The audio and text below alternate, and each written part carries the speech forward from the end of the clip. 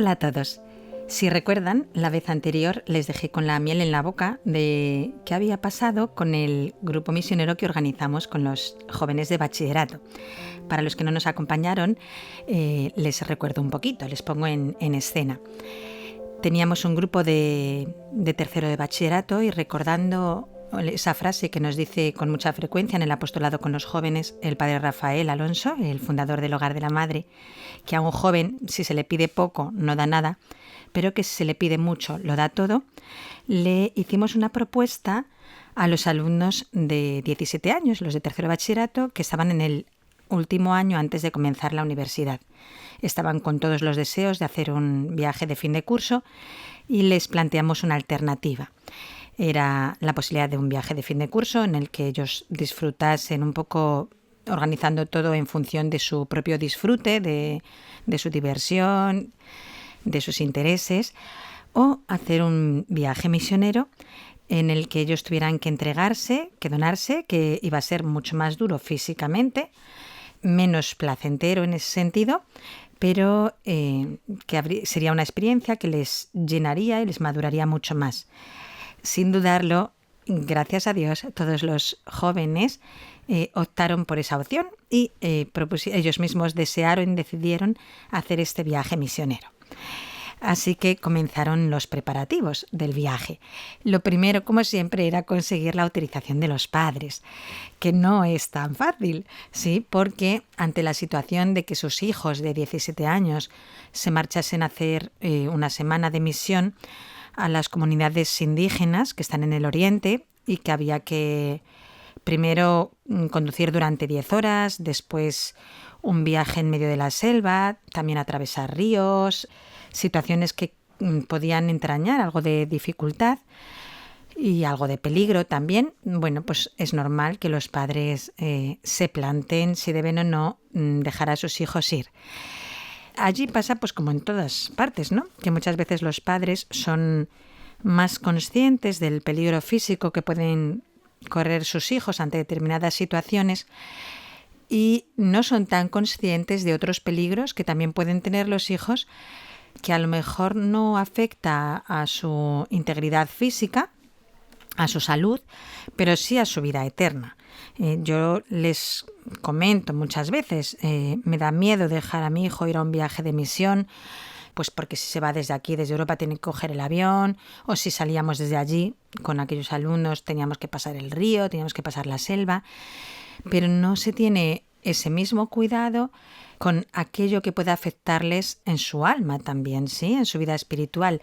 Y no me preocupo tanto de la selva que hay detrás de una pantalla, ¿sí? Del peligro que hay en una discoteca, por ejemplo, o el peligro que conllevan ciertas amistades. Aprovecho esto pues para que se lo planteen también los que son padres de familia, es decir, bueno, tanto que me angustia muchas veces la salud física de mis hijos, los peligros que puedan correr en ciertas circunstancias, tengo ese mismo cuidado, tengo esa misma alerta ante los peligros que afecten a su vida eterna, ¿sí? Porque al final, pues quizá tendríamos que poner mucho más ahí en el enfoque, ¿sí? Nuestra vida está en manos de Dios, hay que ser prudente con ella, pero pues a nadie le llega el momento antes de la hora establecida por Dios, ¿sí?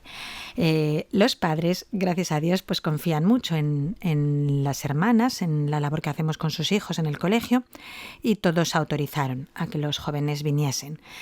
Después del conseguido el permiso de los padres, pues comenzaba ya toda la preparación, el ir organizando cómo sería el horario de esos días, la distribución por distintas zonas de la Amazonía, cómo organizaríamos el tema de la alimentación, porque pues no son casas que tengan una comida, sino que allí se cocina juntando los troncos y con las brasas, pues eso es el fuego en el que se cocina. También pues un cursito de primeros auxilios por cualquier problema que hubiera, un corte, una caída, problema de estómago, también por el agua. Entonces, bueno, íbamos como organizando los horarios, ¿no? Los días, también los temas que íbamos a hablar en catequesis, todo. Y los jóvenes estaban entusiasmados, la verdad que estaban con muchísima ilusión de la misión. Según se iban acercando los días, crecía el entusiasmo y yo reconozco que en mi corazón empezaba a crecer también el miedo. Sí, uno se plantea también la responsabilidad de ir con 15 jóvenes a un lugar completamente desconocido, a una misión completamente desconocida y afrontar pues muchos retos o muchas circunstancias nuevas para nosotros. Pero bueno, pues el Señor, al final, con miedo o sin miedo, te da la fuerza de hacer lo que uno debía hacer. Otro de los datos importantes o de las cosas importantes que teníamos que dejar bien fijadas era el tema de los sacerdotes.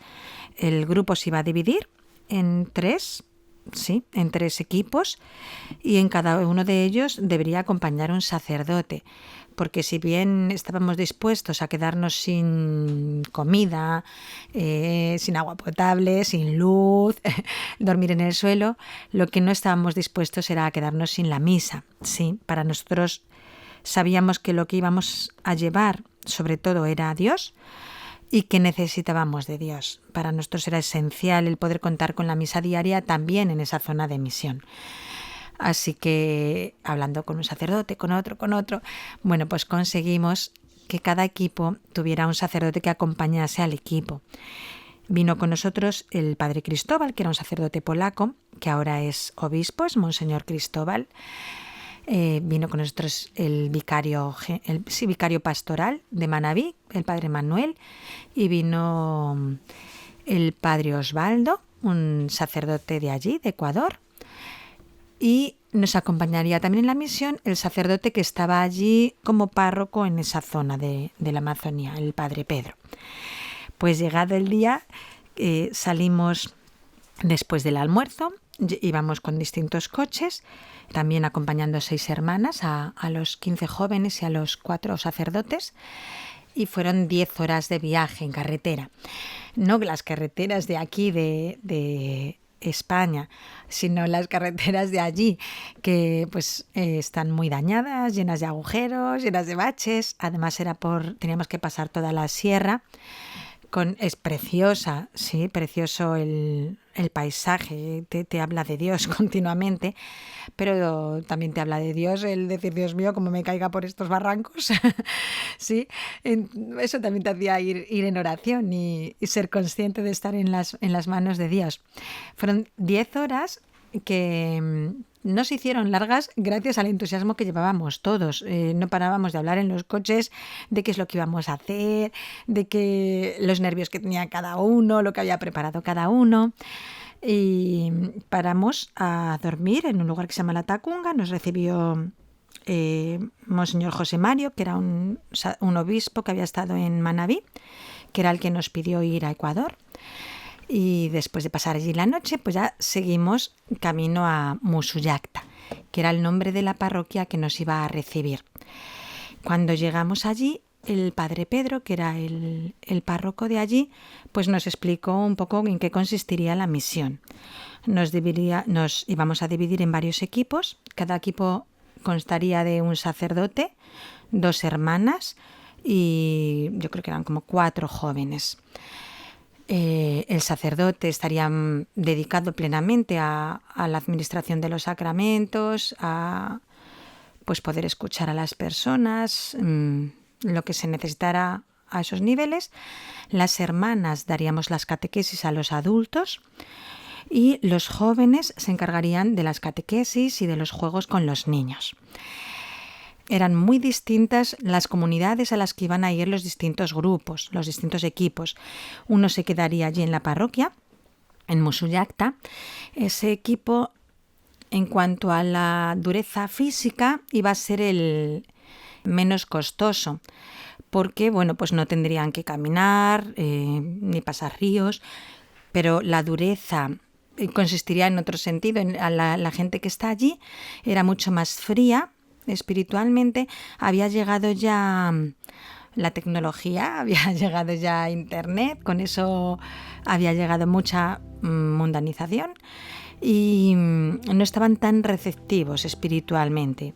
Para decirles, en la misa diaria a lo mejor iban 1 o 2 personas, y a la de domingo diríamos que no más de 15 o 20. Entonces ese grupo tendría que ir casa por casa invitando a las personas a acercarse a la parroquia y hacer una misión también, pues fuimos con un montón de rosarios y queríamos presentarles a la Virgen como madre, sí, enseñarles el rezo del Santo Rosario para que a través de la Virgen pudiesen llegar también a Jesús. Otro grupo iría a 1 hora más o menos de camino a Chapinsa, que la dificultad allí es que casi toda la zona estaba ocupada por evangélicos, que habían hecho una misión muy como opuesta al catolicismo. Organizaban su misión en como criticar la Iglesia católica, las enseñanzas católicas. Lo primero que hacían era ver si alguien tenía alguna imagen en su casa, algún cuadro, e invitarles a quemarlo y a romperlo como si eso fuera una idolatría. Entonces, la labor en Chapinsa era como de recuperación, de reconquista, intentar acercarnos, que viesen que no estábamos satanizados los católicos, sí, y que abriesen pues también el corazón a la verdad plena, que es la que se encuentra en la fe de la Iglesia Católica. El siguiente grupo, ya la dureza comenzaba a ser una dureza física, pero una facilidad mayor en cuanto a la evangelización. Era en Sarupi, se llamaba la comunidad, había que caminar como unas 2 horas más por lodo, teníamos que ir con botas, barro hasta las rodillas, y allí era mitad y mitad. No estaban tan cerrados espiritualmente, pero tampoco estaban tan abiertos. El problema allí quizá es que el centro era la vida del trabajo. El trabajo era ir al campo a sembrar y los hombres a cazar. Entonces había que organizar la misión en función del horario del trabajo, de caza y de recolección de las personas que vivían allí. La manera de convocarles era sacar una cazuela, un cucharón metálico y tan, para que ellos se fueran acercando a recibir la catequesis. Pues ya estoy recordando entonces que eran más comunidades, éramos 5, porque la siguiente era Sakai. Y esa comunidad era preciosa. Eran como unas, no sé, diríamos como 10, 15 familias. Había niños por todos los lados, y era una comunidad muy receptiva a los misioneros. Están muy deseosos de que llegaran los misioneros. Ahí sí había llegado también la evangelización. Casi toda la comunidad era católica. Les faltaba una atención continua porque por la dureza del camino y por que un sacerdote tenía como 80 comunidades, imagínense, pues él conseguía llegar una vez a lo mejor o 2 veces al año. Entonces, bueno, pues no contaban con la vida sacramental, pero sí con un deseo grande de Dios y con una recepción impresionante cuando llegaba el misionero. Estaban muy deseosos de Dios.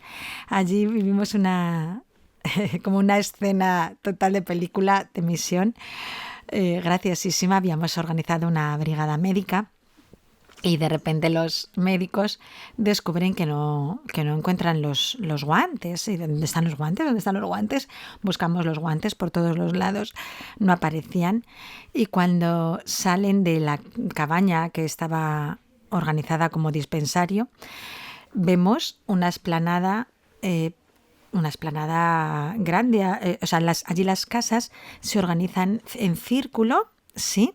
Y en el círculo que forman las casas pues hay un campito, una explanada. Pues estaban todos los niños de la comunidad, que eran muchísimos, corriendo entusiasmados, y cada uno llevaba en su mano un guante que había inflado como globo. Entonces eran globos en forma de mano y los niños corriendo como si fuera esa la cometa más bonita del mundo, con unas sonrisas que, claro, ante el enfado que te surgía de que se habían llevado los globos, los guantes, pero ante la escena de sus sonrisas enormes con algo tan sencillo como un guante inflado, sí, como si fuera un globo, y ver que eran capaces de divertirse tanto con algo tan pobre, tan simple, tan sencillo como un guante. Sí, bueno, pues todos nos moríamos de risa, buscamos otras cajas que abrir y las guardamos muy bien, que estuvieran lejos del alcance de los niños. Pero era precioso verles. Y la última comunidad, que es la de Jampis, que esa era durísima, o sea, muy difícil el camino. Había que caminar, yo creo que el total eran como 6, 8 horas. Sí, unas 6, 8 horas. Y era casi todo el tiempo adentrados en la selva. Es muy húmedo todo, entonces a veces notas que te fatigas mucho, te cuesta casi respirar. Hay mucho lodo, se te quedaban los pies en el barro, ahí incrustados. Había que pasar el río, una zona del río, es muy fuerte la corriente de los ríos allí, como hay tantas lluvias y van con muchísimo caudal, la corriente es muy fuerte, entonces teníamos que agarrarnos, íbamos un hombre, una mujer, un hombre, una mujer, un hombre, una mujer haciendo cadena para pasar el río a la vez y que no nos llevase la corriente. Otra de las partes pues las pasamos en canoa, era la primera vez que subíamos a una canoa, así que también tenía su... no sé cómo es su entusiasmo también de la aventura que también acompaña la vida del misionero. No te vas allí por aventura, por supuesto, y el entusiasmo por la aventura se acaba enseguida cuando comienza el cansancio, sí, pero bueno, son detalles también que te hacen más ameno el camino. Y después de muchas horas de caminar, muy cansados, llegamos agotados, pues llegamos a esa última comunidad, la comunidad de Jampis. Era impresionante que las personas no habían recibido casi nunca la palabra de Dios, era prácticamente una primera evangelización, pero pues por el deseo que tiene el hombre innato en el corazón, el deseo que tiene de Dios. Es curioso, pero al ver llegar a los misioneros suspendieron todos los trabajos. Esos días que estuvimos allí, ni los hombres fueron a cazar, ni nadie fue a recolectar, sino que estuvieron todo el día a disposición de las charlas que diéramos los misioneros. Era agotador, allí estábamos mañana y tarde dando catequesis una detrás de otra. Y los jóvenes, pues todo el día rodeados de niños para hacerles juegos, para darles catequesis, para enseñarles lo que se pudiera de matemáticas o aprender a escribir, pero no se separaron de los misioneros ni un instante, ni los niños ni los adultos. Y claro, eso nos impresionaba porque nos dábamos cuenta que cuando llegaba la hora de comer no tenían para comer. Fueron como los 4 o 5 días que estuvimos nosotros. Para ellos fueron 4 o 5 días de ayuno, de alimentarse del conocimiento de Dios. Y cuando digo que era primera evangelización, era primera evangelización para que se hagan a la idea. Ellos allí llamaban al dios, el dios Arutam, que era la cascada. Y a donde iban ellos a rezar, pues era a la cascada. Hay que ponerse en situación, la belleza natural es impresionante y como ves como una fuerza en pues en todo lo creado, que para ellos el ver esas cascadas con esa caída de agua con tanta potencia y cuando veían pues todo lo que se producía por el agua, ellos habían tomado eso como su Dios, sí, y entonces cuando querían ir a rezar, cuando querían ponerse en contacto con Dios, a donde iban era a la cascada. Entonces se trataba de que al llegar pudiéramos transmitir quién era el Dios verdadero. Y bueno, ¿cómo fue la respuesta de estos jóvenes? Dirán, porque iba a hablarles de los jóvenes que cuando se le pide mucho lo da todo. Pues me parece que no va a dar tiempo porque ya se nos ha pasado la hora, así que pues con mucho gusto en la siguiente ocasión continuamos con las experiencias en la Amazonía del Ecuador, en el Puyo. Muchas gracias y nos encontraremos de nuevo.